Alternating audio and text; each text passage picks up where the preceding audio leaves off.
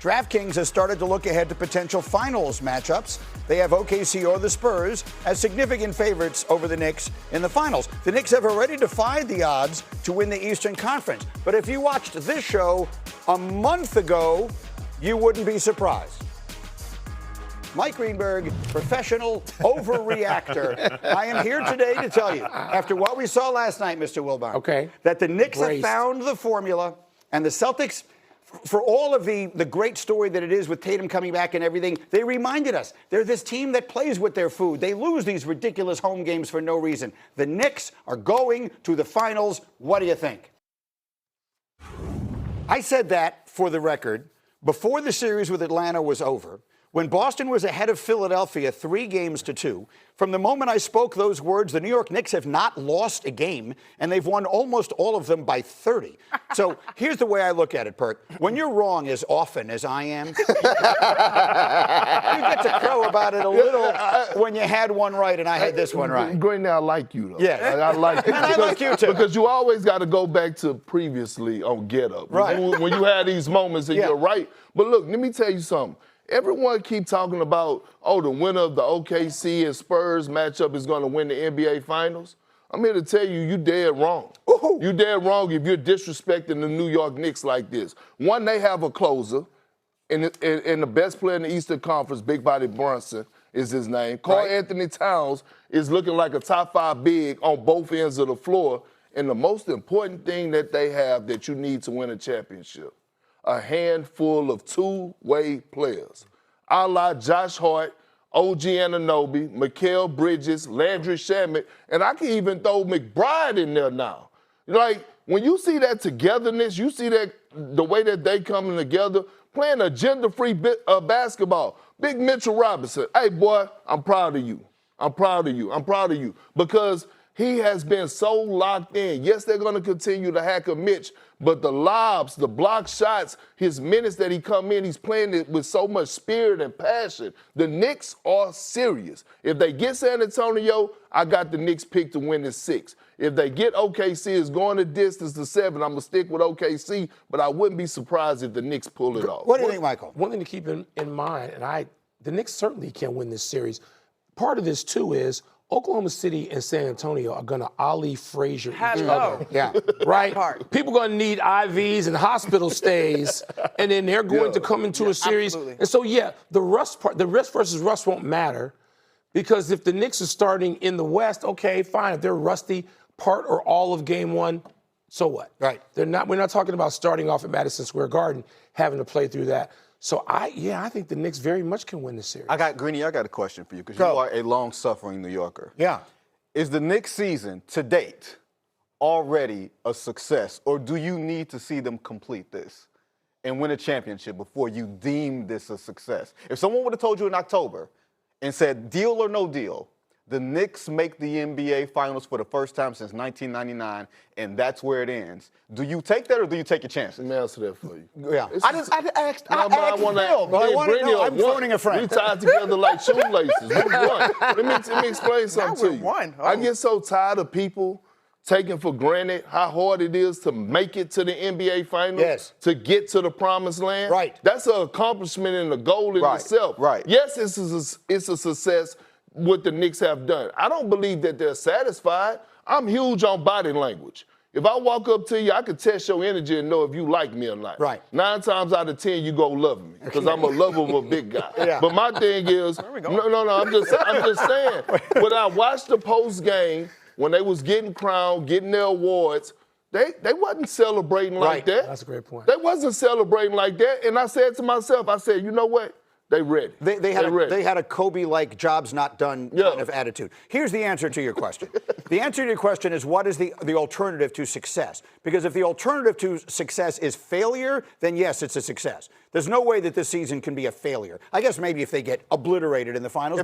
If they pull a Cleveland, then but I think that's so unlikely, I'm not even really putting it in the realm of possibility. If they play a representative series and lose to a really good San Antonio or OKC team, then yes, I think the season is a success. When it happens, you'll be disappointed. You're the fans. You've made this run. You feel like you're close. You feel like you have a chance. Obviously, it will be a disappointment. But if the alternative to success is failure, then this is there is no circumstance in which this is a failure. Yes, it is a success. I'm glad everyone is so rational about this topic, and I love all the details that you guys have picked up from this team. I think, too, the other thing that you have to account for, and you know this, Perk, is just experience together. Wilbon, your requisite scar tissue, if you will. Like, they, last year, being with that group and the way it unfolded versus Indiana, the first 2 games at the Garden, that was a pain and an agony and embarrassment that I honestly believe propelled them through this season. The thing about Cleveland that is ironic is this is a blip on the radar now, but the Cleveland regular season game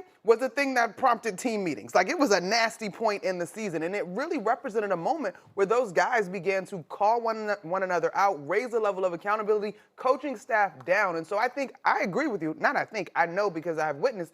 I saw Jalen after the game. I'm like, are you happy? He basically was like, no. Like, in terms of the opportunity that is now in front of him. I do think that it will matter which team comes out of the West. I think there's an expectation to really get it done if it's San Antonio, just because of the youth that we've all talked about. But we'll see what happens. I did Jalen Brunson podcast at All-Star break, and I looked him in the eyes. I said, do you understand the moment? He was like, yeah. I said, no. Do you understand what's in front of you? You have a chance to make history. You have a chance to be the greatest Knick ever. You know why? Because the story matters. Don't come giving me this Frazier and all this stuff. No. Clyde. Here's the thing. He joins the company of the small guards, a la Isaiah Thomas, Isaiah and Steph Curry. For small guards to lead this. Jalen Brunson leads this team to win the NBA championship. He would be the greatest Knickerbocker ever. Here's what I'll say. We can have that debate a different time if we want to. But here's what I will say. I'll introduce him to Joe Namath, because that's who he becomes. Joe Namath, to this day, 50 years later, when we do an event in New York, everyone stands up the second he walks in the door. Because he's the guy who did it. He's going in that company? They have won a championship 53 years, and he leads them to one. I think that's who he becomes. For the next, when he comes to the Garden, 50 years from now, he gets a standing ovation. That's who he becomes if he wins this. All right, much more as we continue. Back on Get Up, and if you were just joining us, we opened the program this morning with 2 conclusions. One from Mr. Wilbon, that OKC is going to the finals, and the second from Big Perk, that Wembanyama, the great young spectacular star who may well be on his way to becoming, if he isn't already, the face of the NBA, looks like he may have run out of gas, which I don't know that I would hold against him. We'll wait and see what he does in Game 6. I mean, look, it's human nature, right? And you have to actually go through it to know what it feels like, especially as a big man, to go through the trenches of going through the postseason. And he's a guy that's relied on. Like, I was a role player. We're talking about a guy that's a #1 option. And when I think back, I think about Game 7 NBA Finals right when I was sidelined with my ACL injury, and I was telling Vinny and Monica this. I remember sitting on the sideline, and I remember Kobe, KG, Paul Pierce, like nobody could hit a shot in that second half, but everybody was just like thugging it out. It's a grind, and it's about your will.